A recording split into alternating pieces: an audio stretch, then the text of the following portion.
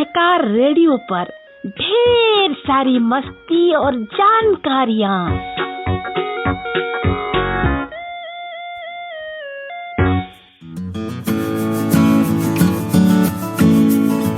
Hello बच्चों, सहकार radio के कार्यक्रम बाल चौपाल में आज आपके साथ हूँ मैं सुनीता।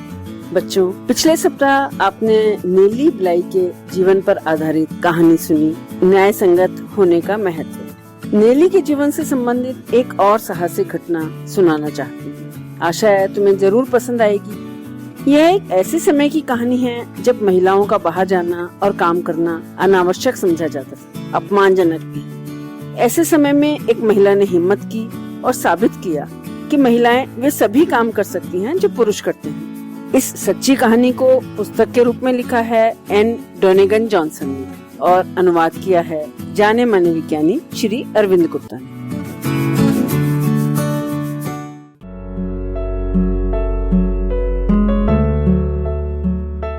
जूल्स वर्न की पुस्तक 80 दिन में दुनिया की सैर हाल ही में प्रकाशित हुई थी।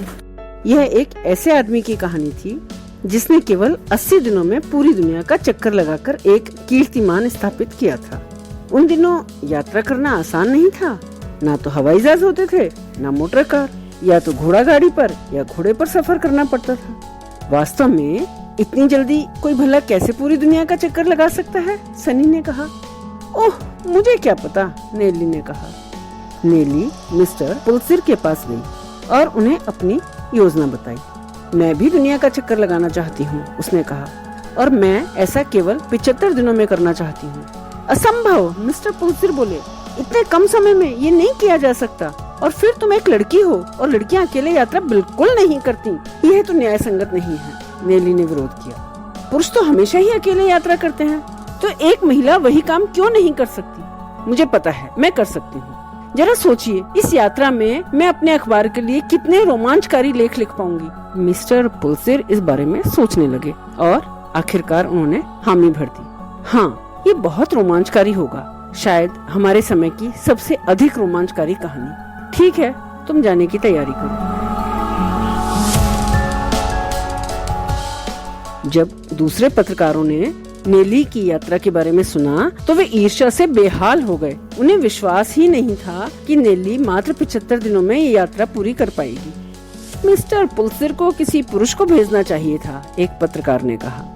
औरतें तो ढेरों सूटकेस भरकर सामान ले जाती हैं और उनकी यात्रा धीमी पड़ जाती है। लेकिन नेली ने अपने सामान में केवल 2 पोशाक और एक कोट रखा और एक छोटा सा सूटकेस लेकर अपना जहाज पकड़ने बंदरगाह पहुँच गयी। तुम्हें डर नहीं लग रहा इस तरह सफर करने में? एक आदमी ने उसे चिढ़ाते हुए कहा। बिना किसी को साथ लिए जो तुम्हारी सुरक्षा कर सके? नेली वास्तव में थोड़ी डरी हुई थी, क्योंकि उसने लोगों से जहाजों के डूब जाने और समुद्री लुटेरों द्वारा लूटे जाने और यात्रियों के अपहरण होने की कहानियां सुन रखी थी। लेकिन उसने बिल्कुल जाहिर नहीं होने दिया कि वो डरी हुई है। वो निडर होकर अपनी काल्पनिक सहेली चुईया सनी के साथ जहाज पर सवार हो गई। समुद्री यात्रा ऊंची ऊंची लहरों और तेज हवाओं के कारण काफी कठिनाइयों भरी थी। बहुत से यात्री समुद्री यात्रा में बीमार होकर पीड़ित हो रहे थे। जहाज जब इंग्लैंड पहुंचा तो नेली और सनी साउथम्पटन के बंदरगाह पर उतरकर बहुत खुश हुए। अब तक नेली ब्लाई और उसकी इस अद्भुत यात्रा का समाचार लोग विश्व भर में पढ़ रहे थे। वर्ल्ड अखबार की लंदन शाखा का एक व्यक्ति नेली से बंदरगाह पर मिला। वो उसके लिए एक टेलीग्राम लेकर आया था। अरे, यह तो जूल्स वर्न ने भेजा है, नेली ने कहा। वे चाहते हैं कि मैं फ्रांस में उनके घर जाकर उनसे मिलूं, लेकिन तुम ऐसा नहीं कर सकती, उस व्यक्ति ने चेताया। कल ही तुम्हें इटली का जहाज पकड़ना है, ये रहे तुम्हारे टिकट। लेकिन मैं मिस्टर वर्न को कैसे मना कर सकती हूँ? नेली ने आतुर होकर कहा। मुझे मालूम है कि उनसे जाकर मिलने में समय लगेगा, लेकिन मुझे भरोसा है कि मैं इसकी भरपाई कर लूंगी। मैं यहाँ से फ्रांस के लिए नौका लूंगी और वहाँ से रेल से इटली चली जाऊंगी। ये कहकर नेली सनी के साथ एक घोड़ा गाड़ी पर सवार हुई और झटपट वहाँ से चलती बनी। नेली जब फ्रांस में जूल्स वर्न के घर पहुंची तो वे उससे मिलकर बहुत खुश हुए, लेकिन उन्हें थोड़ी चिंता भी हुई। तुम सिर्फ मुझसे मिलने के लिए इतनी दूर आई? उन्होंने आश्चर्य से कहा। हाँ बिल्कुल, नेली ने खुश होकर कहा, लेकिन आपने अगर वह पुस्तक ना लिखी होती तो आज मैं 80 दिन से भी कम समय में संसार की यात्रा करने कैसे जा रही होती। ठीक कहा, सनी बोली। लेकिन अगर हमारी इटली की ट्रेन छूट गई तो शायद हम दुनिया का चक्कर ही न लगा पाएं। नेली की ट्रेन छूटी नहीं, लेकिन इतनी धीमी है यह ट्रेन, उसने सनी से कहा। अब वे आधे रास्ते में थे। हम लगभग 2 घंटे पीछे चल रहे हैं। लगता है हम जापान जाने वाला जहाज नहीं पकड़ पाएंगे। हे भगवान, सनी ने जोर से कहा। भला तुम मिस्टर पुल्सिर के सामने क्या मुंह लेकर जाओगी? जब सनी ने ऐसा कहा तो नेली को बिल्कुल अच्छा नहीं लगा। वो जानती थी कि मिस्टर पुल्सिर उस पर भरोसा करते हैं और सारे समाचार पत्र उसकी यात्रा की पल पल की खबर रख रहे थे। शायद मुझे मिस्टर वॉन से मिलने के लिए इतना जिद्दी नहीं होना चाहिए था, उसने सोचा। जब ट्रेन इटली में अपने गंतव्य पर पहुंची, नेली ने बंदरगाह जाने के लिए एक गाड़ी किराए पर ली। लेकिन शायद वहां जाने का अब कोई फायदा नहीं, उसने चुईया से कहा। देखो कितनी देर हो चुकी है, मुझे लगता है वो जहाज जा चुका होगा। निराश और दुखी होकर नेली गाड़ी में कंधे झुकाए और अपना चेहरा हाथों से छुपाकर बैठ गई। लेकिन तभी सनी उत्तेजित स्वर में बोली, नेली देखो। नेली ने मुंह उठाकर आंखें खोली। अपनी आंखों पे उसे विश्वास ही नहीं हुआ। जो जहाज उन्हें लेना था वो अभी बंदरगाह पर ही खड़ा था। हिप हिप हुर्रे, नेली चिल्लाकर बोली और गाड़ी के बाहर कूद पड़ी। खुशी के मारे उसने मुट्ठी भर पैसे गाड़ीवान को थमा दिए और पूरी रफ्तार से सरपट दौड़ती हुई जहाज की तरफ पहुंच गई। नेली को पता नहीं था कि जिस ट्रेन से वो फ्रांस से आई थी, उसी ट्रेन से कुछ महत्वपूर्ण डाक भी आई थी जिसे उसी जहाज से भेजा जाना था। इसलिए जहाज को ट्रेन का इंतजार करना पड़ा और नेली को जहाज मिल गया। जहाज इटली के तट से पूर्व दिशा में सुएज नहर और लाल सागर की ओर बढ़ चला। रास्ते भर नेली अपनी यात्रा से संबंधित लेख लिखती रही, उन अजनबी देशों के बारे में जो नेली ने देखे, जहाँ लोगों की वेशभूषा, बोलचाल उसके अपने देश से बिल्कुल अलग थी। नेली बहुत खुश थी। उसका जहाज लाल सागर से निकलकर हिंद महासागर की ओर बढ़ चला था और उसका गंतव्य था श्रीलंका। लेकिन फिर एक भयंकर तूफान ने जहाज की रफ्तार को धीमा कर दिया और जब नेली श्रीलंका पहुंची तो वो अपने नियत समय से पिछड़ गई थी। हमें फिर खोए समय की भरपाई करनी होगी, चुईया ने उसे चेताया। मुझे पता है, किसी न किसी तरह हम कर ही लेंगे, नेली ने कहा। और फिर वे श्रीलंका से सिंगापुर के लिए रवाना हो गए। जब वो सिंगापुर पहुंची, नेली धरती की परिक्रमा का आधा रास्ता पार कर चुकी थी। उसने सिंगापुर से एक बंदर खरीद लिया। अगर मुझे घर पहुंचने में देरी भी हो गई, वो बोली, यह बंदर इस बात का सबूत होगा कि मैं इस अनजान देश में आई थी। चुईया सनी यह सुनकर हंसी। इस यात्रा के बाद लोग ये नहीं कह सकेंगे कि महिलाएं कुछ बड़ा नहीं कर सकती, उसने भविष्यवाणी की। शायद फिर महिलाओं के प्रति लोगों के अन्यायपूर्ण रवैये में कुछ सुधार आएगा। सिंगापुर से चलकर नेली योकोहामा जापान पहुंची। वहां से अमेरिका के लिए रवाना होते समय सैकड़ों लोग उसे और उसके बंदर को विदा करने के लिए बंदरगाह आए। वे सभी तुम्हारा उत्साह बढ़ा रहे हैं, चुईया ने कहा। उन्हें उम्मीद है कि तुम इतने कम समय में विश्व यात्रा करके एक नया रिकॉर्ड बनाओगी। उम्मीद तो मैं भी यही करती हूँ, लेकिन हम समय से पीछे चल रहे हैं, नेली ने कहा। नेली की यात्रा के इस आखिरी दौर के तीसरे दिन अचानक नई परेशानियां शुरू हो गईं। एक जबरदस्त तूफान आया और जहाज लहरों पर हिचकोले खाने लगा। पानी की ऊंची ऊंची लहरें जहाज के ऊपर अपना सर पटक रही थीं और तेज हवाओं ने उसे अपनी नियत दिशा से दूर खदेड़ दिया। सभी यात्री बुरी तरह घबराए हुए थे और यहाँ तक कि नाविक भी आशंकित थे। एक नाविक ने नेली से कहा, तुम्हारा ये बंदर अपशगुनी है।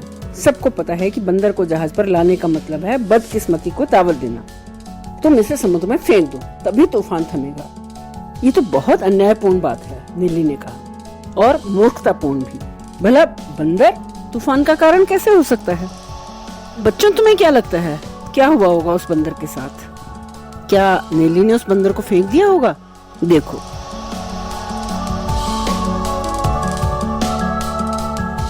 नेली तुरंत जहाज के कप्तान के पास पहुंची।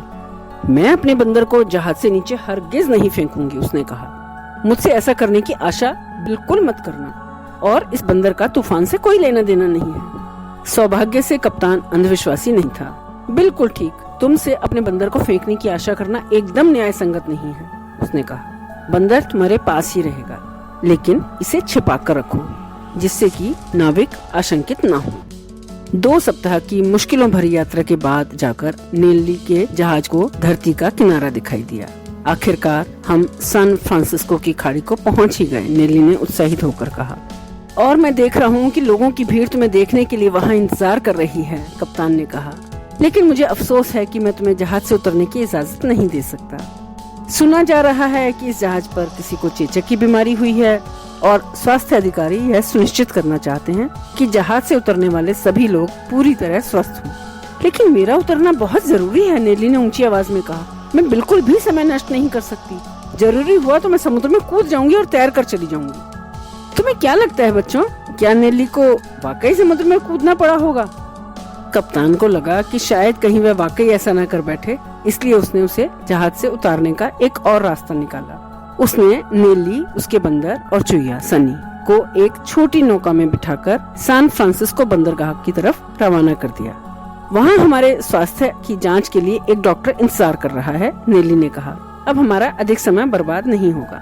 जब नेली तट पर उतरी तो सैकड़ों लोगों की भीड़ ऊंची आवाज में उसकी जय जयकार कर रही थी। उसके स्वागत में बैंड बाजा बजा रही थी और लोग नाच गा रहे थे। पिछले 68 दिनों में मैं संसार भर में दौड़ती फिर रही हूँ और अब जाकर मैं वापस अमेरिका पहुँची हूँ, नेली ने खुश होकर कहा। घर से अच्छी और कोई जगह नहीं है। और फिर वो एक गाड़ी में चढ़ गई जो तेजी से उसे रेलवे स्टेशन की तरफ ले गई। लेकिन समय के साथ नेली की दौड़ अभी समाप्त नहीं हुई थी। अभी उसे पूरा अमेरिका पार करके पूर्वी तट पर पहुंचना था, जहां से उसकी यात्रा शुरू हुई थी। जिस खास रेलगाड़ी से वो जा रही थी, उसे देखने के लिए हर समुदाय के लोग, रेड इंडियन, किसान, खेतीहर लोग मीलों दूर से चल चल कर आए थे। जहां जहां उसकी ट्रेन रुकती, लोगों की भीड़ जुट जाती, जो उसकी जय जयकार के नारे लगाते और उसे सिंगापुर से लाए बंदर को बड़े चाव से देखते। जब वो घर वापस पहुंची तो हजारों लोग वहां उसकी प्रतीक्षा कर रहे थे। नेली जीत गई, उसने कमाल कर दिखाया, वे उत्साह से चिल्ला रहे थे। नेली ब्लाई ने सिर्फ 72 दिनों में पूरी दुनिया का चक्कर लगाया है। नेली की नन्ही सहेली चुईया भी प्रसन्नता से हंस रही थी। उन्होंने कभी सोचा भी नहीं होगा कि तुम ये कर पाओगी, उसने कहा। उन्हें लगता था कि तुम शायद हार मान लोगी, क्योंकि आखिर तुम एक लड़की ही तो हो। भीड़ की नारेबाजी से नेली बहुत उत्साहित और उत्तेजित थी, लेकिन उसे किसी खास व्यक्ति से मिलने की बहुत जल्दी थी। जानते हो बच्चों, कौन था वह व्यक्ति? ऑफ कोर्स, वो थे मिस्टर पुलसिर। मुझे तुम पर गर्व है, मिस्टर पुलसिर ने कहा। न केवल तुम समय के साथ अपनी दौड़ में विजयी हुई हो, तुमने संसार भर के लोगों को ये कर दिखाया कि एक महिला जहाँ कहीं भी जाए अपना ख्याल रख सकती है। घर वापस लौटने पर तुम्हारा स्वागत है नेली ब्लाई।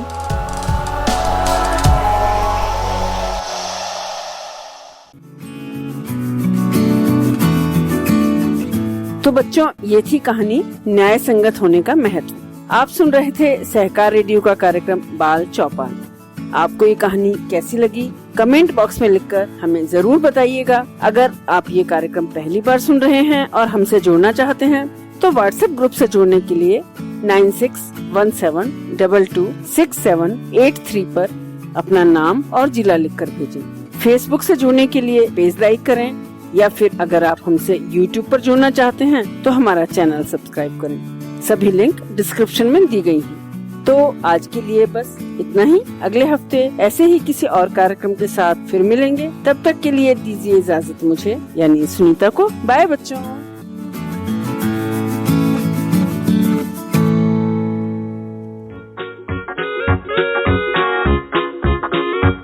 बाल चौपाल, बाल चौपाल,